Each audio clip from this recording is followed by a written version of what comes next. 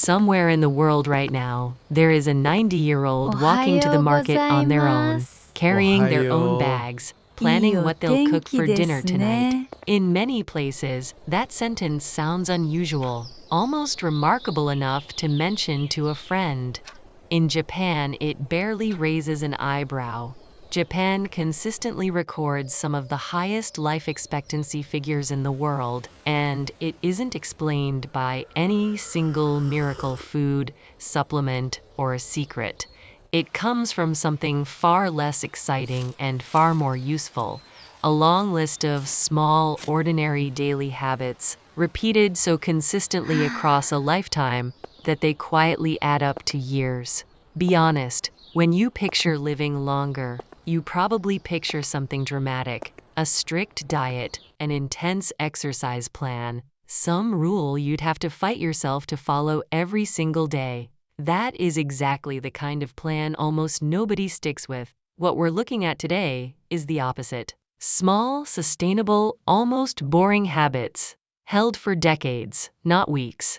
Today we are going through 10 reasons that show up again and again when researchers and public health observers look at long-lived populations in Japan. Not a single trick, 10 separate overlapping habits, physical, dietary, and social, that together build something researchers often call a longevity culture.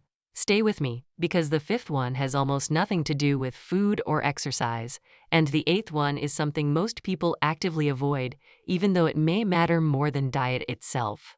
After the final point, I will give you one simple daily anchor you can start using tonight, at no cost, to begin building this kind of rhythm into your own life. This is the Japanese Reset, where we explore small Japanese ideas that can make everyday life calmer, cleaner, and more intentional. Before we go reason by reason, one honest note. The useful lesson here is not that Japan is perfect, or that everyone in Japan lives to be 100. Life expectancy is shaped by genetics, healthcare access, and circumstance, and none of what follows is a guarantee. The useful lesson is that several habits common in many Japanese households and communities line up closely with what longevity research already points to as protective, and those habits are worth understanding regardless of where you live. It also helps to understand why these particular habits keep showing up in longevity research at all. Aging isn't a single process with a single lever to pull.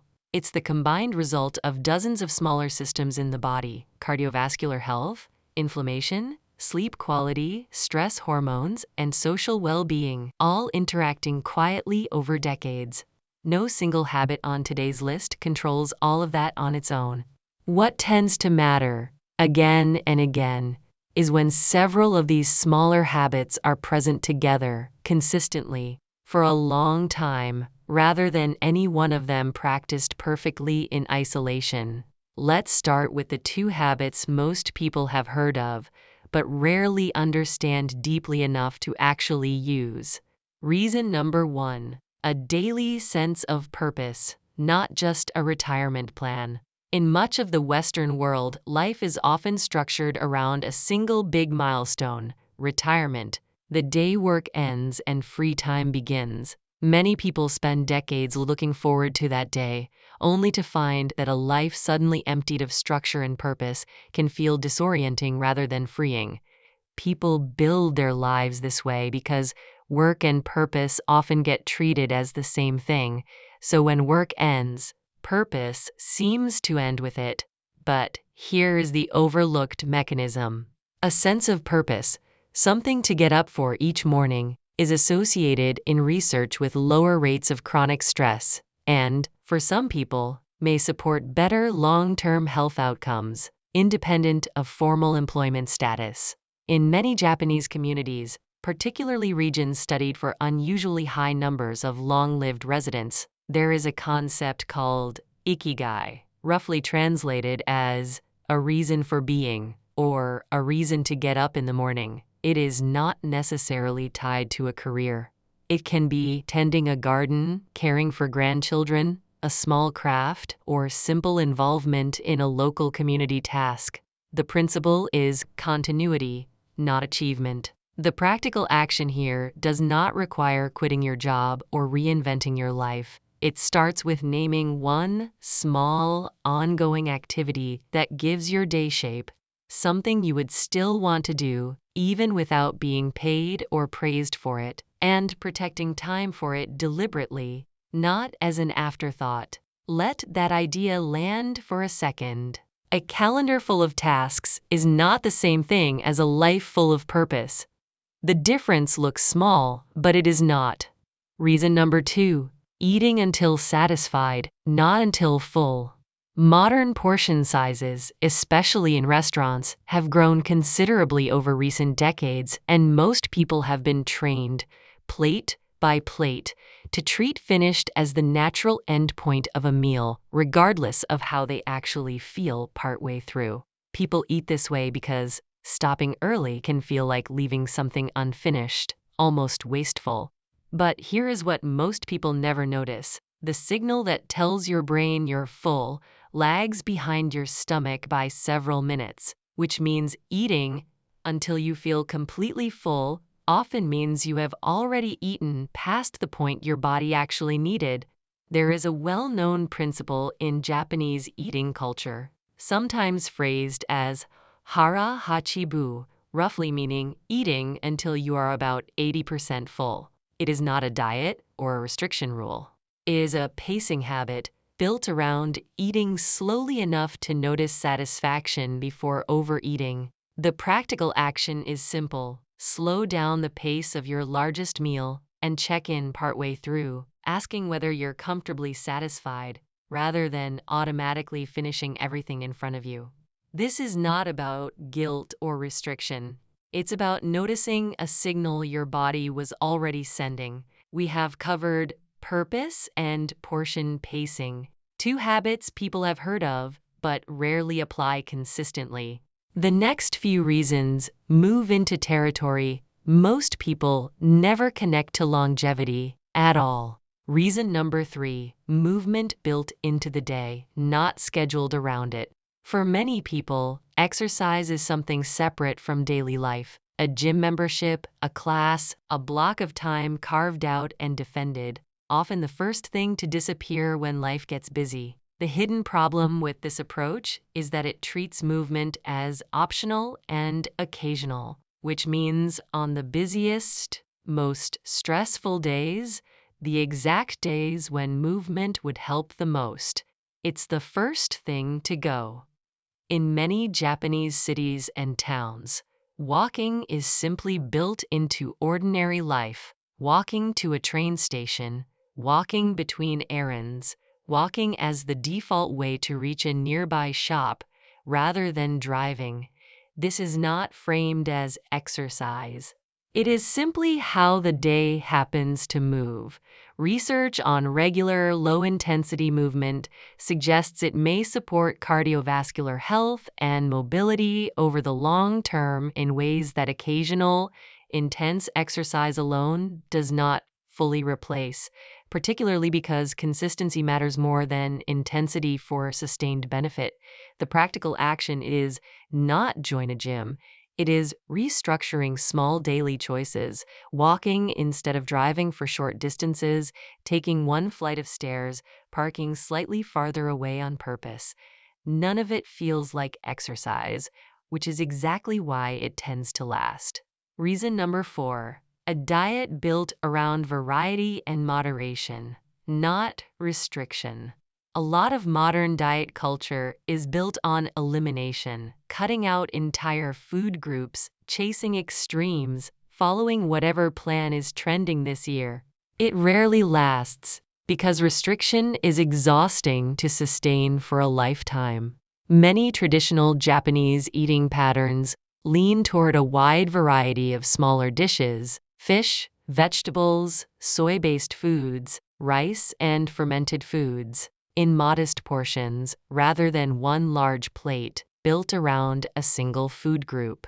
Modern eating habits in Japan have shifted considerably, especially in cities, and this pattern is not universal, but it remains culturally influential. The overlooked principle is not any single superfood. It's variety and balance sustained consistently without requiring willpower to maintain, because nothing is being forbidden outright. The practical action is small. Add variety to one meal a day rather than overhauling your entire diet, aiming for a few different food groups on the same plate instead of one large portion of a single item. Over months, this small shift tends to compound into a noticeably more varied overall diet, without ever requiring a single dramatic overhaul or a strict list of forbidden foods. We have handled what you eat and how you move. The next reason has almost nothing to do with either.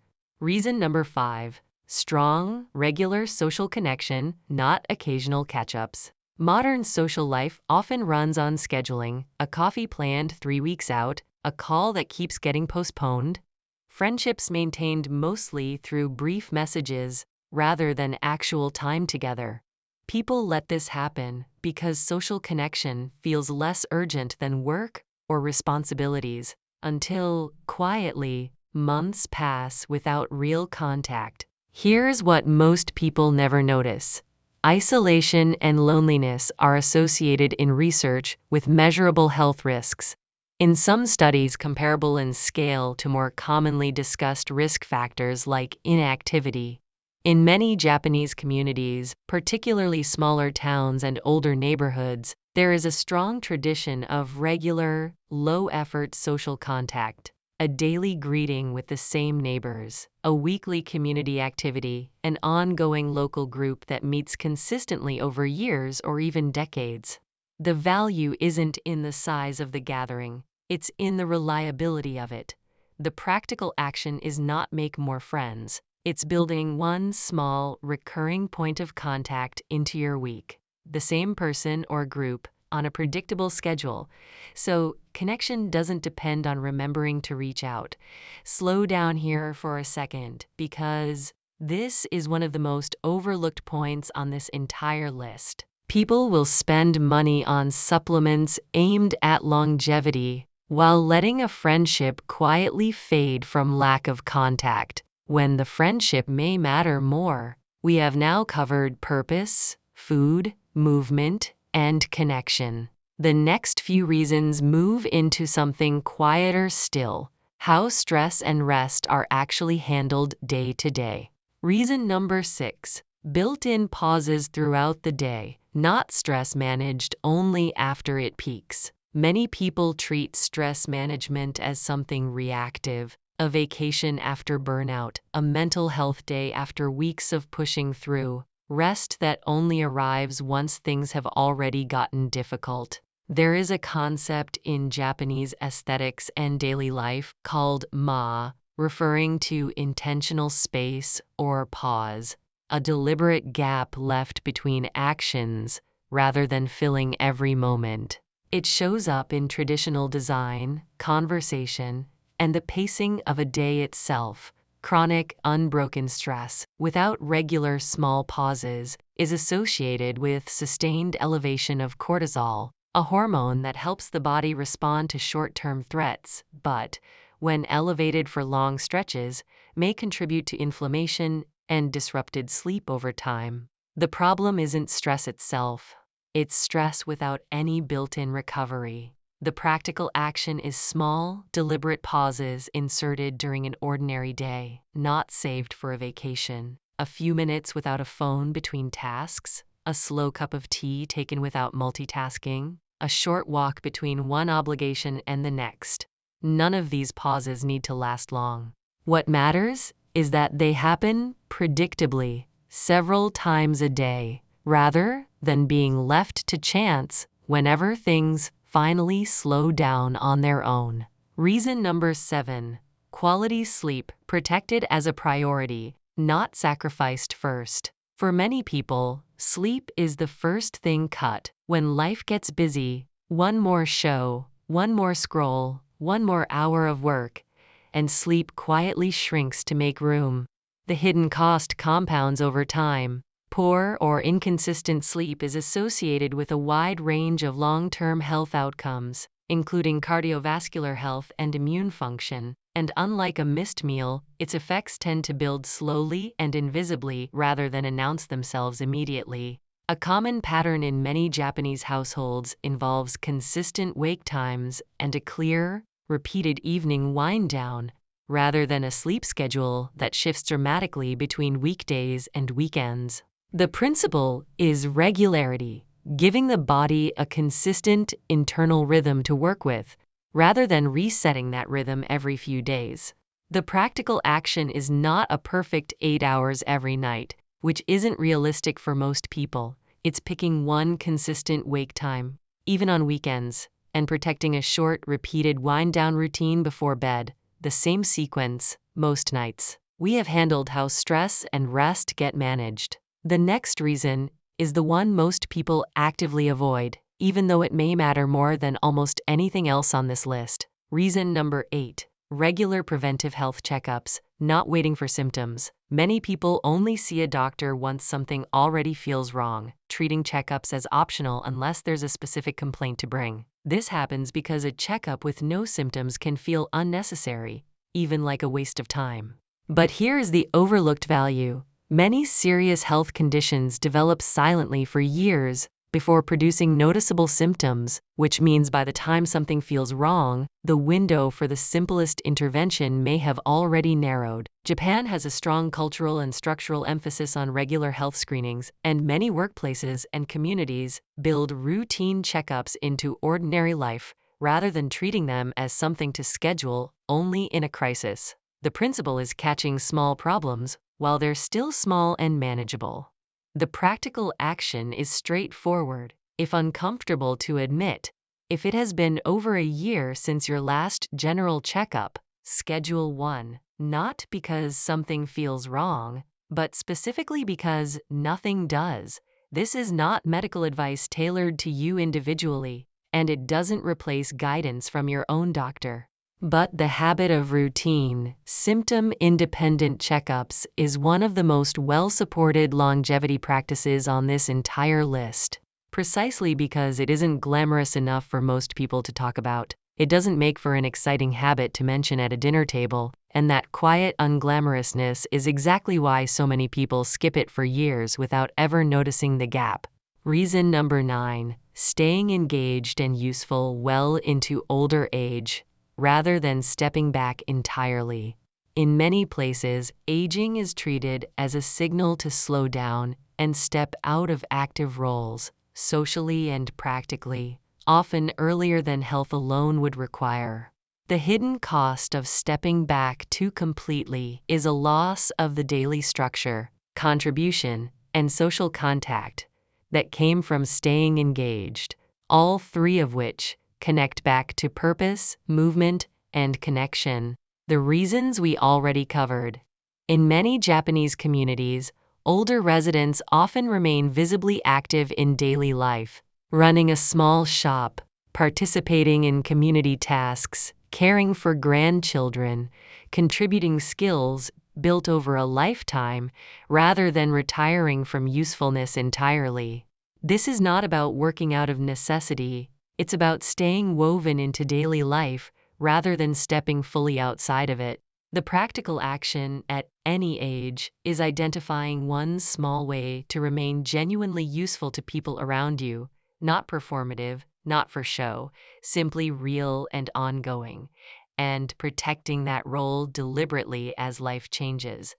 This might look like continuing to teach a skill informally, keeping a standing commitment to help a neighbor, or simply refusing to let a valuable role quietly dissolve just because a birthday or a job title changed. The goal isn't to resist aging. It's to keep choosing engagement, on purpose, at every stage.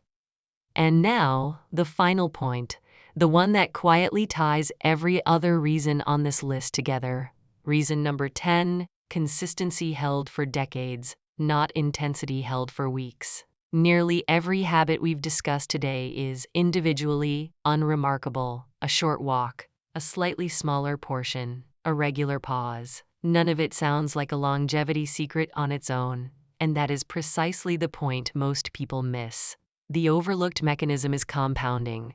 A habit repeated for 2 weeks produces almost no measurable effect. The same habit repeated for 30 years becomes a fundamental part of how a body and mind have aged. Longevity research consistently points toward sustained, moderate habits over decades as more influential than short bursts of intense effort, however well-intentioned those bursts might be.